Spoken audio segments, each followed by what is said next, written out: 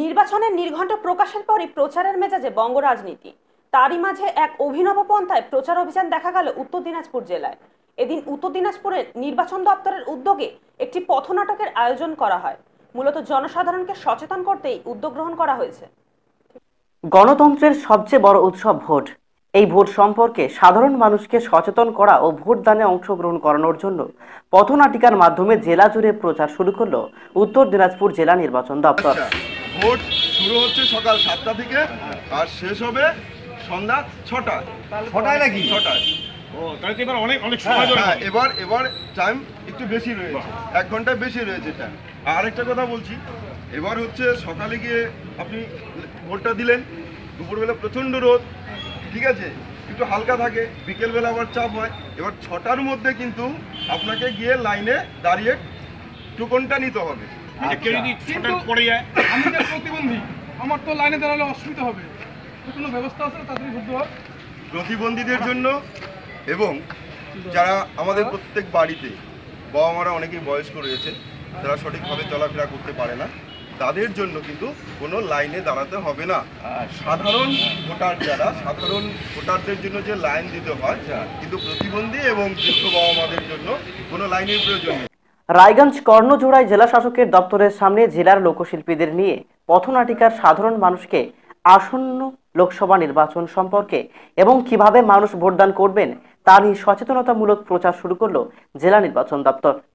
আগামী 9 দিন ধরে জেলার প্রতিটি ব্লকে, গ্রামে গঞ্জে ঘুরে ঘুরে লোকশিল্পীরা ভোটদান সম্পর্কে সাধারণ মানুষকে পথনাটিকার মাধ্যমে সচেতন করবেন বলে জানিয়েছেন জেলা নির্বাচন দপ্তরের আধিকারিকেরা। এটা আমাদের ভোটারদের অ্যাওয়ারনেস করার জন্য আমরা এই প্রোগ্রামটা নিয়েছি তথ্য সংস্কৃতি দপ্তরের সহযোগিতায় এবং জেলা প্রশাসন, ব্লক প্রশাসনের পরিচালনায়। আমাদের 9টা ব্লক এবং 9টা এসি প্রত্যেকটা জায়গাতেই আমরা 9 দিন ধরে এই প্রোগ্রামটা করব। এখানে পথনাটিকার মাধ্যমে বিভিন্ন ভোটারদের কী কী সুবিধা আমরা দিতে পারবো, ভোটের দিন কীভাবে ভোট দেবে তার সম্বন্ধে আমরা অ্যাওয়ারনেস করব। এই নাটকের মাধ্যমে কি মানুষের প্রচারটা ভালো হবে, গ্রাম বাংলার মানুষ আরও ভালো বুঝতে হবে, যেহেতু নাটক?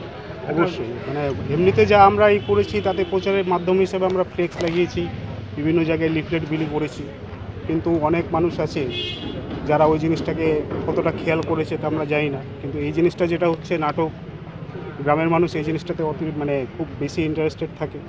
তো বিভিন্ন জায়গাতে এই জিনিসটা হলে মেসেজটা আরও বেশি করে স্প্রেড হয়।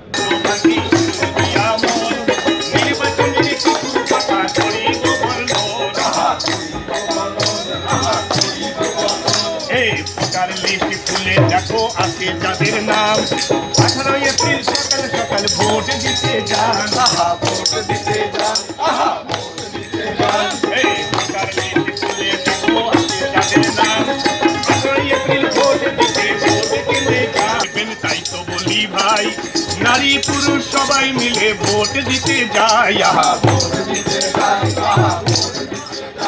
এই নিজের ভোট নিজে দেবেন, তাই তো বলি ভাই, নারী পুরুষ সবাই মিলে ভোট দিতে যায়, ভোট দিতে যায়, ভোট দিতে যায়।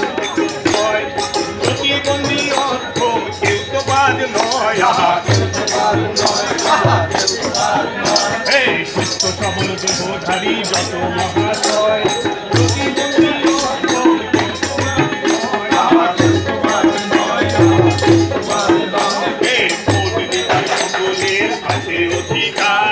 গণতন্ত্রে এই কথা বলি সবার।